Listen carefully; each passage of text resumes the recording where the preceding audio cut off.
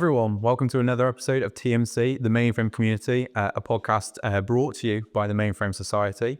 I'm your host, Niall Ashley, and today we're joined by an inspiring and kind of, up-and-coming individual in this space, which is Kyle Presley. Kyle, would you like to tell the audience a bit about yourself? So I'm Kyle. I come from a bit of a weird route into mainframe because I actually didn't know anything about mainframes. We've all been there. Until I got a scholarship through my college, which is Bedford College Group. And that was for GS UK 2024. And following on from that, I met quite a few people there. I used it to my full advantage. And following on from that, I've created Mainframe 101, Mainframe 3D. I've completed work experience with IBM recently. Quite a few upcoming things as well, like Mainframe Society Ambassador. Yeah. I mean, this is it. You came as a sort of, a kind of unassuming student. What is this mainframe technology all about? Yeah. And within the course of 3.5 days, we'd managed to kind of hook, line and sinker, get you interested. Yeah. And we networked you with some incredible individuals like, Eddie Rowe and Joe Winchester and Ben Davis. And Yeah. that's sort of that side of the ball rolling, the momentum that's carries you to here today. So I actually met Joe at GS UK for the first time, and I still remember the first conversation I had with him, and it was about an iOS app, and I was really devoted to iOS at the time, which now I don't even touch anymore because I'm all mainframe based. But he told me that someone had interacted with a mainframe from their Apple Watch, which was, I was like, a big computer miles and miles away, and someone had interacted with that from their Apple Watch. That was a real touching point for me. Yeah, and sort of even within what are very limited in the space of time, less than a year, you've come such a long way. I mean, recently we had the IBM Z Skills Fest, and you were involved in that. Yeah. You've kind of, you're not just someone who's interested, but you're kind of involved in this industry. And I find that the best way to be, because you pick up a lot from being hands-on, very involved, especially being a part of that video. That was an amazing experience because I was actually, face to face with the mainframe and some of the shots. Yeah, it was a great experience and really educational for people who want to, like, the first video that people should watch should essentially be that video, just so they can see what a mainframe actually is. And crazy to think you were right there. You could have switched off a whole set of infrastructure. And that was one part of it. Yeah. Luckily, I got stopped. I've done the same. I'm sure Joe would just has told quite a few people, but yeah, you're not alone on that. The big red button, wasn't it? It was just calling out to me like a siren. I couldn't resist. So Kyle, obviously the TMC is mostly about, they're kind of predominantly about community. Yeah. So obviously you've, within a very short space of time, been quite immersed in this community. Okay. What does community mean to you on a kind of more general level? I think it's, again, community, it's bringing people together. So I think that is what the main part of it is for me, because I essentially last November knew not one person, and I've got a network of over 500 people within a few months because of this community, and they're very supportive. So anything I post on LinkedIn is very supported, even by just other students in the space, yourself, people from societies. Yeah. I mean, there's a lot of my community, people I know in the community, which are in the US, which I did meet at GS UK, but how else do you stay in touch with them? And they don't see what I'm doing in the UK unless it's posted. Yeah. And they'll still support that, and they feed it back to the people in the US, which is quite amazing to see what I'm doing here is getting spread around the US as well. I think it's great, isn't it, that, as a kind of wider community, this platform kind of has a lot of, trust and a lot of respect for people. You might be young, you might be still relatively new to this space, but people take you seriously. They give you the kind of respect and the consideration that, you deserve. In any other space, there's every chance you could get just dismissed, for your age or your kind of, maybe lack of perceived experience. But people here really want to see you and the industry as a whole succeed, see that growth. Definitely, and that's one thing that I found about the community. So when I was at GS, I wasn't seen as a student, so there was some people who I later found out to be quite high up in their roles. And to me, I wasn't seen as a student to them. They were still talking to me as if I was, let's say, an employee under them or someone on the same level as them. I wasn't seen any different to what I should be because I'm a student. So I was treated very well. And that's one thing that I found with this community. People really see past the age. Yeah. Although they're more willing to help you because you're a student, they still see past the age and they'll treat you essentially as an adult, which is what you want to be treated as, not a student that's going to come and hinder the progress. It's a student that can help. You want to be treated as close to an equal, you know, as you can in any part of life. You know, I think that's kind of such an important aspect of a good, healthy community is the kind of, you know, the people aren't othered. It isn't this kind of sense of, well, there's us and there's them. It's like we're all in this together. Like otherwise we wouldn't be here at, you know, GS UK as an example. Definitely. So, but interesting question then, sort of stemming off from that. Yeah. GS UK and the kind of mainframe community is something, you know, that's sort of led to you becoming a MS ambassador. But are there any other community groups that you've maybe looked into or sort of, you know, started to get involved in? So I've recently touched a part of the 3D community. So 3D printing, 3D design, which stems from when I was younger again. I had a little bit of experience with 3D design from when I was younger. The same with graphic design and website design, which I still practice those skills.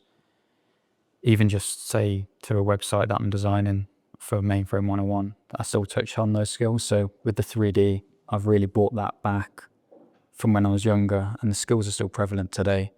So I created this new venture, Mainframe 3D, which it's a 3D, let's say, business that sells these models, but devoted to mainframe, which not many people have saw in this community. It's quite a new breakthrough that I've found, and I find them to be really educational, especially for students. I mean, when you actually get to see the mainframe hands-on in your hands, you don't get to do that. Yeah. Because these mainframes are often hidden away, as they should be, being critical infrastructure. Yeah. Disaster recovery sites and all that. That's it. That's where they should be. But as a student, when I entered, I didn't know what a mainframe looked like. I connected to a mainframe before actually being able to picture what a mainframe looked like. So it's really touching for me to be able to say, if I'm doing a tour, I'll take a little model of a mainframe and be like, this is what you're actually connecting to. This is how they look like on the outside. And I think many people are on the same page as that. The 3D print that you've been working on is you know, remarkably high quality. You showed me recently, and I think you're right. You know, we have these kind of 3D demos on the internet where you can kind of look into a mainframe, pull out a drawer, and look at the components. But you know, that's the closest to maybe even hold a 3D printed model is the closest you'll get. I mean, I've worked in this industry for 3.5 years. If I hadn't been to IBM Hursley, I still wouldn't have touched a mainframe or seen a mainframe in person. No. And I did that a couple of weeks back, and that's the first time I'd ever saw one. But let's say, how many times do we connect to these mainframes? Often daily. Every day. Yeah, without fail. Yeah. And you won't actually ever see one. Or so there's some people that I know in the community that they've worked for years and years and years, decades in this community, in the mainframe space, and they've never actually saw one in person, although they've connected to it daily. Yeah. Sad, isn't it? Back of their hand. Yeah. Bit of a shame. But I really like that you're working towards, like you're saying, kind of normalizing people having a sense of sort of scale or kind of, you know, material kind of understanding of what a mainframe maybe would look like, rather than seeing like a picture or having this, you know, maybe skewed perception. So I think that's great. But you're doing more than just mainframe 3D, you know, you're doing more than just 3D printing, aren't you? What else have you been involved in? So, like I touched on at the start, I'm a Mainframe Society Ambassador, and alongside that I created a platform called Mainframe 101. And like I said at the start, this community, it's really good, but actually understanding what a mainframe is and getting into that community is quite hard. You really struggle to find a good resource that can take you from not understanding what a mainframe is to being able to actually connect to one and comprehensively understand one. especially with sometimes the barrier to entry, the cost, Yeah. even if there are the materials, maybe they're just too expensive for, for a student. Yeah. And you go can't forward. justify that. And I don't think in this economy, even universities and colleges can fund that.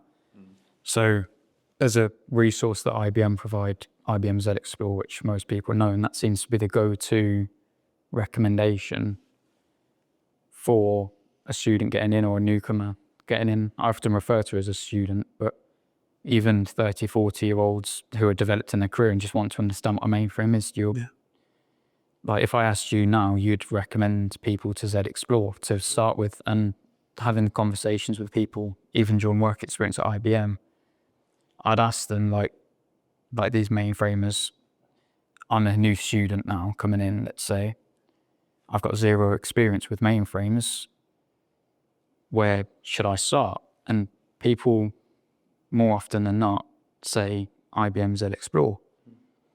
And the first lesson on that is you preparing your laptop with Visual Studio Code and Zoe Explorer. Yeah. And you connect to a mainframe before you even understand what a mainframe is. So I'd got my concepts badge with Z Explore, but I didn't quite understand what a mainframe was. I mean, I knew what JCL was and COBOL, but at what point did I understand what a mainframe was? I know about JCL and COBOL, but what's that actually powering? Who needs that? Yeah. And sort of like understanding Python without maybe understanding the laptop it's running on, right? exactly, yeah. Yeah. So there's a real barrier there. So I've essentially created Mainframe 101. It's still in creation to bridge that gap essentially, and actually teach people from the ground up. Let's say you don't even know what a computer is or how it works, but you can understand what a mainframe is. Could the same principles generally correlate across most architecture, right? I mean, input, output, you've got kind of displays, whether that's a terminal or something else, you've got keyboards, mice, what I mean? A lot of things are pretty standard, whether it's a Mac OS, Windows OS, Linux, Z OS. Yeah. So yeah, I think that's great. You described it to me previously as being quite digestible, right? Like incremental learning. Yeah. Rather than, maybe a 6-hour training course. It would be like bite-sized. Exactly, yeah, and it's at your own pace. So I look in the future, very far in the future, to actually deliver those lessons and have them, say, on YouTube to be just watched. But to begin with, of 16 blog posts, that's my current plan, and people can read through those and work through those at their own pace. And even with a YouTube video, say, an audio version of it, again, people can work through it at their own pace. And I think that's really important, because then anyone can pick it up. Let's say I hosted a session on a Tuesday night at 7 o'clock. There could be someone in the US who wants to pick it up, but they're in college at that time. Yeah. So they can't pick that up. So especially having it available for all whenever they can, when it suits them, I think that will really help bridge the gap, because then people aren't limited to, you need to be available at 7 o'clock on a Tuesday night to be able to understand what mainframe is. And I think that can really hinder people coming in, because then they're limited to when they can actually learn about what a mainframe is. And that idea of accessible education, that's something that obviously both of us, are very kind of focused on. We're very kind of interested in kind of ensuring that maintains, we have this accessible education. And you and I are actually doing a session at the Waves event, which as of recording will be next week. And that's actually got a session about Mainframe 101. And that is also designed to be at a time, timed to sort of relevant to different time zones. So yeah, so even if you're in the US, you can still pick it up. Yeah. It'll be quite an early start at 6 o'clock, but you can still pick it up. It's not like midway through the day. And it will be recorded. And it's recorded. Yeah. So, and I had meetings with you, and I was always leading up to Mainframe 101 when it's just an idea and a concept. Yeah, it was literally just I've got this really crazy idea. I want to create this new learning platform. And one of the questions was, how do you plan to fund this? And I remember us all, we collectively agreed that you can't put a price on that. People can't be paying for entry-level education. It's just unethical. like you said, education should be accessible for all. If you start putting a cost on that, then the less fortunate wouldn't be able to access that. It's ultimately, you know, we were discussing it being less of a business and more of like a kind of a non-profit kind of community, sort of aspiration. Because I think what we'd all said is, you know, you could just be a student or not a student, but you've got limited money. Maybe you've got limited time. You know, you're a parent. You might be, you know, sort of paying for all manner of expensive things, bills, you know, vet bills, etc. So we need to make it so that anyone can pick this up. Definitely. So, and that's half the reason behind creating Mainframe 3D as well. yeah, That's where the original idea stems from. We had to fund this project somehow. It needs to be hosted somehow. It needs to be on the internet, and that doesn't come free of charge. unfortunately. No. So the original idea was for me to sell these prints through Mainframe 101, and actually that's how Mainframe 101 will be funded. And then stemming from that, that's how Mainframe 3D was created, and that is what will help fund Mainframe 101. Yeah. I mean, this is all amazing stuff. And I think, you know, even for someone who's never met you before, and this is the first time they're listening to you talk and seeing enthusiasm, I can't imagine they'd have any doubt, you know, you fully deserve to be, you know, kind of recognized as an ambassador for Mainframe Society. You know, your kind of heart is in the right place, and your dedication, your enthusiasm to this industry is, you know, kind of irrefutable. Being a Mainframe Society ambassador is obviously, like you say, is quite a new thing in your life, you know, it's relatively. How has that, how's experience been for you? You know, it's quite a important recognition, I guess, in your developmental milestones. Like, how do you feel about that? And, you know, sort of where do you see yourself going forward in the future? Yeah, so I plan to stay with Mainframe Society. I'm Good. ready. Yeah. Reassuring to know that. It's just brilliant. So it's in my LinkedIn. I'm proud to have it on my LinkedIn. Likewise, yeah. And they'll recognize me for what I do. I'll recognize them for what they do. So they'll support my projects. I'll support their projects. And it's not a I take from them and don't give anything back, but it's a 50-50 relationship. And Mutually beneficial. yeah, because otherwise, unfortunately, what is the point if they don't get anything, I don't get anything? Then it's just a title at the end of the day. And that's not what either of us want it to be. That's not what it should be. So it's a real good recognition and something I can say I'm proud to be. So if I'm doing a talk, it'll be a conversation starter almost. So what is Mainframe Society? And you can say it's the heart of the Mainframe community. And it's a real, like I said, it's a conversation starter, and then you can stem off from that. And so what does Mainframe Society do? They've got this platform where you can view all the other mainframers that are on the platform. Even by geography, yeah, which is quite a cool feature. And just have conversations on the platform like an open forum. Yeah, you got blogs and kind of articles where people are sharing these thoughts, and I think it's such a safe place to do that. And I think that's one of the reasons why, you know, with yourself, kind of even despite your age, maybe lack of perceived experience, you can feel comfortable sort of working with and collaborating with Mainframe Society, because it doesn't seem like a kind of you know, monolith, like a great big kind of corporate entity, and it's maybe sometimes hard to reach out. Like, who do I talk to kind of network with this kind of nameless, faceless organization? Whereas Mainframe Society is, you know, a bunch of people just pouring their heart and soul into what they love. Yeah, and that's all it is. And better for it. Yes, definitely. Yeah.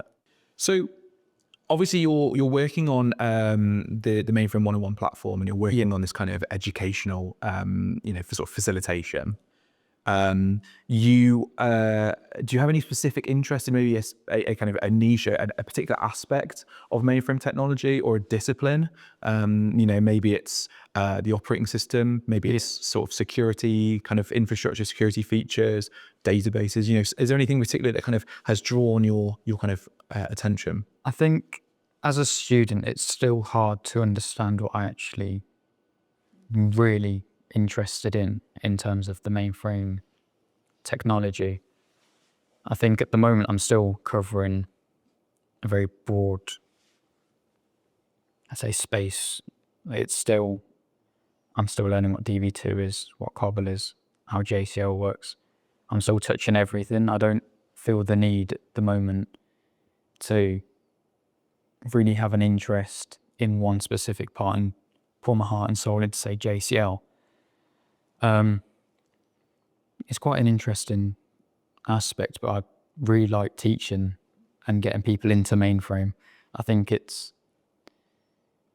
I get more enjoyment out of actually explaining what JCL and COBOL is from a broad level and being able to tell students, oh, this is one part that you can go in, this is another part. If you like database, you can go into DB2.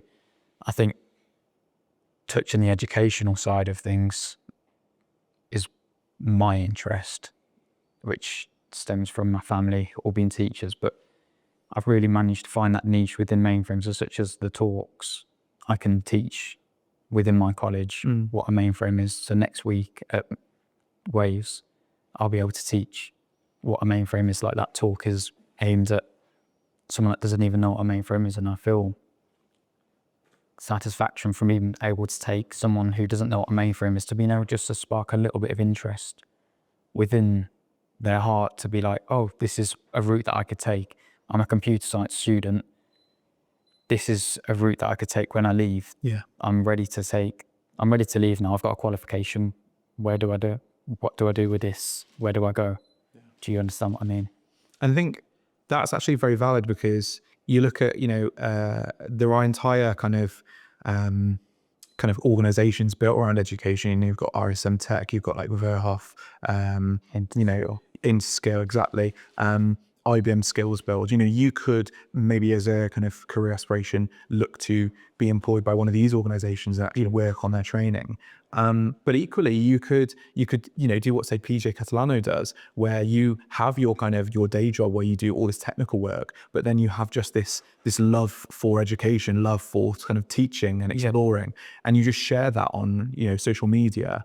And neither one is kind of the right or wrong option. There's a variety of ways that you can do that. I mean, I work in a space, obviously security is my discipline, but I work with a lot of systems programmers and database and Kix people, and we're all happy to teach. We're all happy to say, let's come out of our shell and let's do a session at GS UK or IBM Tech Exchange or any other kind of conference, GSE Nordic recently for me. And I think that's great, education, that kind of passing the torch, passing the knowledge is not it's not an exception, it's the rule. It's people love doing it. Yeah. You need to be doing it, especially in this community. Yeah, because it's quite a well-known fact, but the average age of the Mainframe community being over 50, I think it's closer to 60. I'm not sure of the exact stat, but the community is aging and it's going to be gone even within the next 5-10 years. Yeah. You need a new generation coming in. Succession plan. Yeah, and it needs to be, that knowledge from the high level needs to be passed on lower down, and even sparking that little bit of interest in a student to be like, oh, mainframe. Yeah. I could consider this route, even if they don't. Even if, let's say we take 10 students and we only spark interest in one, that's still one future candidate that wouldn't have known what a mainframe probably even is unless we delivered that talk. Let's say even next week, if we didn't spark that one bit of interest and that student ends up going to be, well, like what you've done, If we got one out of 10 and they ended up like you, Kyle, we'd be doing very well for ourselves. I think it's a very valid point. I do think we've come a long way, even in the time that I've been in this industry. Emma Skurgard starting DynoFrame is a really important kind of milestone. The work that you're looking to do with Mainframe 101, I think will be, a real game changer. And I think, the course library with Interskill has grown. There's a lot of free courses on Interskill. Skills Builds libraries expanded and a lot of great courses there. But I think you're right. I think we still ideally want more, because, you are right that everyone goes to school and they learn like all these different technologies. I want to be an astronaut when I grow up. I want to be a vet. I want to be a doctor, a midwife, all these amazing jobs, but no one really knows about, like, if you said, I want to be a systems programmer, they'd be like, what is that? Yeah. And that's a difficult sort of issue to kind of overcome. And I think, the Mainframe platform is very different from, I guess, typical kind of Windows x86 based platforms. But I think we are making headway. And I think, you're right, maybe in the next 5 or 10 years, we might have an issue with staff who've retired and not enough staff to replace them. But I think, the kind of opportunities out there are growing at a very healthy rate. Like a pipeline, you need to have new people coming in as people leave, and ultimately you probably need more students coming in than people are leaving. Yeah. You ultimately need someone from the higher level to be training 2 or 3 students. And even just like I keep saying, but that sparking that little bit of interest, not many people know what a mainframe is.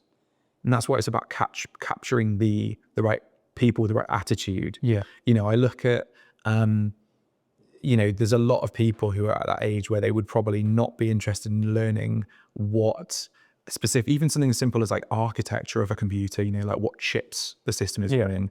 Whereas, you've got this this sort of this 3D printing kind of business, this 3D printing kind of platform that you're working on, and then you're saying, right, let's show people what the Telum chip looks like, the Telum 2 chip looks like. And then you've made this kind of really detailed, kind of high definition, almost like display panel of it. Yeah. And you're proud of that, and as you should be. And actually that might have other people asking, what's that? What's that kind of coaster that is underneath your glass of water, or what's that plaque on the wall? And all of a sudden that can then lead into conversations about like, what is this architecture? Definitely. And even just taking that to a talk, or I speak to my family a lot about the mainframe. Yeah. And having a set of 4 coasters just on the dinner table, and they're like, oh, what actually is that? And I'm like, oh, that's essentially the heart of the mainframe. That's what's powering everything. Yeah. And just something as little as that can spark that conversation. Or even at my college, we've got a 3D print of a mainframe in our cupboard at college. And even just if my mate goes, oh, that's a mainframe, don't you do something with mainframe? And that just, you need a little bit of a conversation starter just to get that ball rolling. And it could be someone that then, like I said, ends up to be someone massive in the space. And that spark wouldn't have been lit if they hadn't started that conversation. So there needs to be a lot of these conversation starters now. And I think that's really what the community needs to focus on with these students, is actually finding these students. Let's say we go and do a talk at, say, my college. There could be one, even like I say, just one student out of a class of 25. If you do that to 200 classes, you've then got a set for 8 students who you could do like a lunchtime class with and say, let's work through Z Explore, Mainframe 101. We'll start you off with Mainframe 101 in the first 6 months.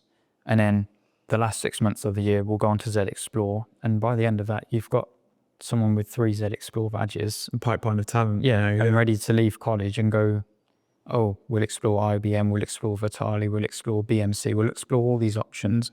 And that wouldn't have been created without that little bit of spark of an interest. So I think we need to, it goes back to what's community mean to you. We need to get more people in this community. And how are we going to do that? By creating those little bits of sparks, which there's many ways to do it, but even through a 3D print, I'm quite biased because I make them, and I've saw the conversations being sparked through that. So with family at college, but it's a domino effect, right? Like you say, it's the spark, the small domino that can knock over the slightly bigger domino, and eventually it cascades. I look at 2024 kind of October, maybe September time, we offered you and your peers at the college, Bedford College Group, this sort of WAVE scholarship. You then attended the GSE UK region at the time, now GSE UK event, and you learned a lot from that. You gained a lot of interest. I networked your kind of staff with Shari, and Shari was like, here's a 3D print of a mainframe, and here's like a Telum 1 chip that's kind of encased in either glass or like sort of acrylic, and you've now got that, like you say, on display at the college. That's then led to you designing this 3D print of the Telum 2. And it all kind of spirals, and it kind of, like I say, it snowballs into this much bigger thing. And now just from that, then myself, Alitza, and Ben, we went representing Vitali, BMC, and IBM respectively at your college. We did all those talks. More and more people are getting interested. More and more of your peers are saying, that GS UK event or that Waves Spring event, can I come next time? Yeah. And it just takes that, you've got your flint and steel, and you just have to try a few times, and one of those sparks is really gonna start this chain reaction, the spark that lights the fuse, the match that lights the fuse that ignites into this explosion of talent, basically. Talent. Yeah. I think this is what it comes down to, sort of the community needs that kind of energy, and the community needs these people who are willing to just keep trying to, light the flint and steel, create that spark, and then eventually have that snowball into what we need, that pipeline of talent.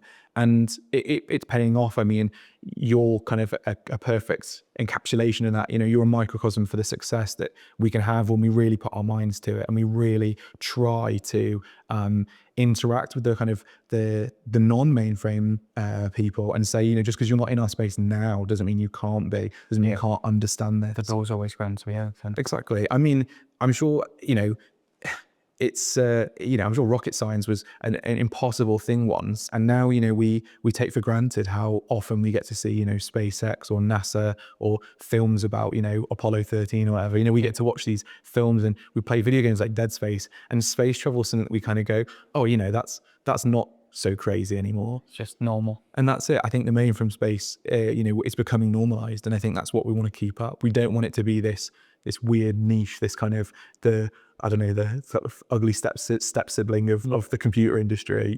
We want to be like, no, we're just as relevant. In fact, we're more relevant. You might not know it, but we really are. Then we power everything that you do. Exactly. Yeah. So, as someone who aspires to be an IBM champion, and that's obviously something you are working towards, you've done so much advocacy already this year.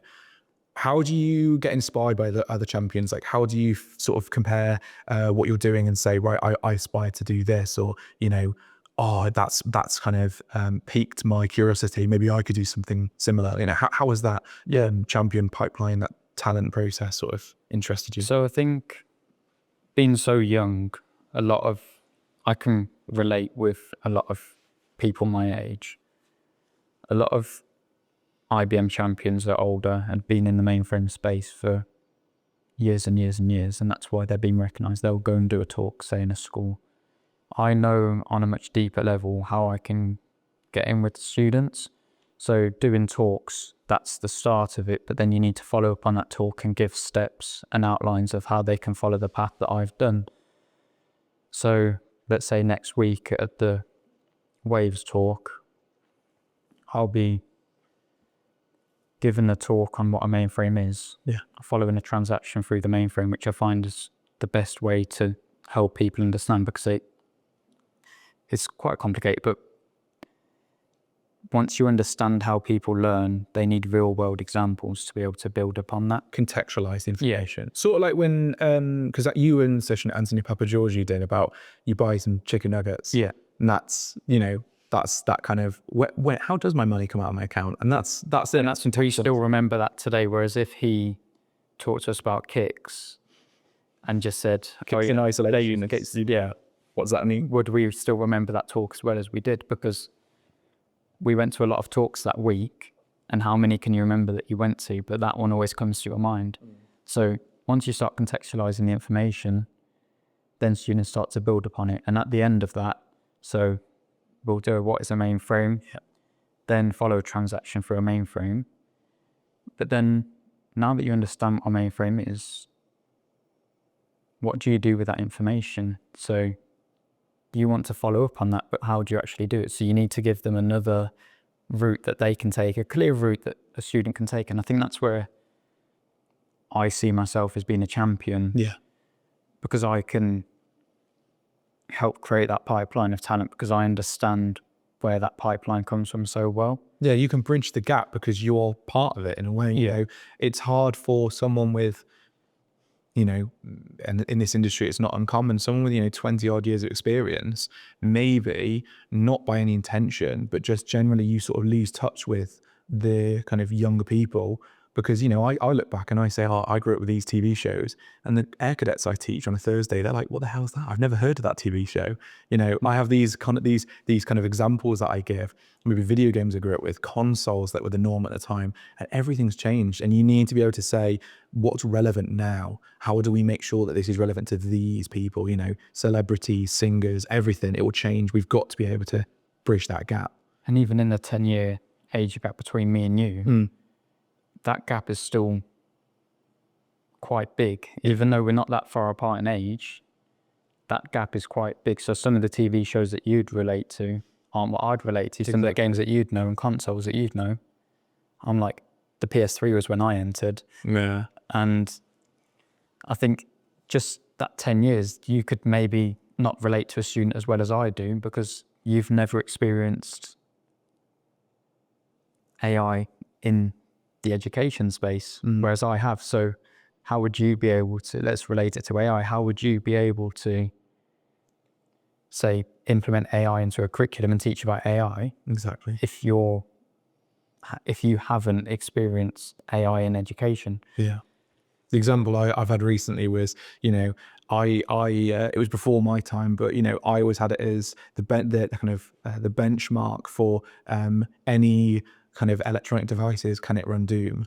And then nowadays people are like, oh, can it run Minecraft? And I'm like, Minecraft, that's so new compared to Doom. And you know, I remember in between that there was the kind of the meme of like, can it run Crisis? And that was obviously a joke because the performance power needed. But that's like, even within the course of, you know, 15 years, there's 3 different games that have been used, whether jokingly or not, as the benchmark. And that benchmark has changed. And that's gonna happen, And it will keep changing. and it will keep changing. Exactly. I think it's you know, it is interesting that you know, obviously for me being kind of a chairperson of the 101 stream for GS UK and Waves working group, I love what I do, but I have so much respect to the students who come and they spend that time learning. And I always ask them, like, what would you like to see more of? You know, I've asked you in the past, you know, what would you want from us? What could we do differently? And I think it's so important that we do that, because how are we as a 101 especially, you know, kind of stream as a track, how are we going to appeal to aspiring talent if we're not listening to them, if we're not actually understanding their wants and needs? You know, it's all well and good to me saying, well, I want to see this. I'm not the target audience anymore. And I think this is why dynamics like ours here, sat at this table, dynamics like, you know, the kind of eclectic mix of Mainframe Society Ambassadors, and the dynamics of just having, you know, people like yourself on a work experience placement at IBM is so important, because you make sure that, you know, you're learning from someone maybe older and more kind of experienced than you, but they're also learning something back. You know, it's mutually beneficial. Yes. That kind of mentee-mentor kind of dialogue. It goes 2 ways. Yeah. And I think that's where I do ultimately see myself as a champion. Obviously, I'm still working towards it, but you need to be a champion in your own right. You're all advocating for the same thing. What differentiates one champion from another? And I think I could compare myself to someone who's got 20 years experience and has been a champion for 20 years, but I'm a student now. How do I differentiate myself from the other champions, and how do I help and make myself championship worthy? Yeah. Being a champion is ultimately, you know, less about the number of years you've got, as you know, Lela in the past has proven, you know, being the kind of youngest champion. And, you know, even people like, you know, myself and Lucas Yax and Emma Skirvard, you know, we're relatively young, but we're no less, you know, kind of enthusiastic and less driven to see this industry and this community bloom than someone with, you know, say 2 decades, 3 decades of experience. But I guess that's a really good place to wrap up then. So touching upon this idea of, you know, different people who are trying to see this industry bloom, what would you like to see more of from the wider Mainframe community going forward? You know, is there anything you'd like to see more of or differently? I think it's great the way that everyone in the community supports students as they come in. I think, as I've mentioned multiple times during this, there is just that little bit of pipeline issue, which is actually creating that interest. And I think that's where we need to start now. We need to start creating those little bits of sparks, even just in a local school, even in primary schools. I mean, I'm sure primary school children would love to learn what is actually powering. We're showing them a punch card, they're going to blow their mind, you know? Yeah. So I think just creating that good pipeline. We've got a solid pipeline once you're in the community, but we just need to start reaching out to those more students, because like I said, I was one of 10 from my college who attended that conference, and look what that's created now for even mainly me, but all the other students as well. Like Simran, she's now working with Vitali from attending that. Yeah. We've got Maddie. Who's also working with Mainframe Society. Yeah. And I think just we need to create those sparks, no matter where it is, even on a train. If they ask, oh, what are you doing if you've got your laptop out, or what do you do? Just those little bits of sparks. I think that's really what needs to be a core focus moving forward now. I think that's such a valid point, because we do have an issue, not just in this industry, but even when I worked in engineering, where we don't try to attract talent until maybe university or just before that. You know, why don't you do a degree scheme with us? Why don't you do a postgraduate scheme with us? Why not go younger? Because, you know, you're not degree age, you know, you're not kind of taking a degree yet, but that doesn't mean that you're not interested. It's not that you're not enthusiastic. It's not that you're not capable. I don't, you know, I mean, now in the UK, you know, we can vote at 16. You know, you can kind of with you know, parents' permission, you can join the military. You know, you can engage in all these different things. You know, adult bus tickets are like 15 years old. Yeah. We need to start treating people more, you know, with more respect, and saying, actually, let's give you some responsibility. Let's maybe ask you to come out of your comfort zone a little, and we'll open this whole new like chapter of your life, this whole new world to you. And like you say, I think it'd be great to have, you know, more organizations supporting their local universities, colleges, primary schools. I think it'd be great to have, you know, one, whether it's a STEM club or whether it's just a STEM day or a careers fair, having more people talking to more people from different ages. You know, I work in this industry, here's a punch card, that gets translated into code, that code is ran, and that code is what has ran the entire world as we know it for decades. I just think that's such an important point, and I think you're spot on. I think we need more of it, and we want not just the students to be involved. We want, you know, local kind of employees of big organizations saying, I will go and do a guest speaker kind of talk. Volunteer yourself. Exactly that. Yeah. I mean, I'm so proud of supporting Bedford College, you know, multiple times, and I will, as best I can, continue to do so. Your student development days are fantastic, and other colleges could, you know, look at that as a kind of the bar, you know, to surpass. And I was really proud to support that, and so is Elitz Pova, so is Ben Davis, and I think we need more people to do that. I think, you know, you are just so right about that, and I'm really glad that we've had this interview today, this kind of meeting, because we've discussed some really important topics, and actually, you know, I really hope people kind of listen, take it seriously, and go, actually, do you know what, you know, age and experience shouldn't be a reason why I dismiss someone. This person, you know, you, Carl, have so much to offer. So, I mean, it's been a pleasure having you on. Thank you for having me. No, it's a pleasure. And I'm really looking forward to our session at, you know, the Waves Summer Surf event, which will be next week as of recording, but maybe quite in the past. We're recording in the future. Yeah. It's all relative, you know, wibbly wobbly, timey wimey. And then we've got the GS UK later this year, and you're going to be there as well. The same talk. Brilliant. Really looking forward to it. But I've got to say thank you again to Mainframe Society for, you know, powering, supporting, facilitating, and just driving these conversations, this Mainframe community kind of outreach. I'm really proud to be an ambassador, as I know Kyle is, and yeah, really looking forward to more of these episodes. Thank you for tuning in, everyone.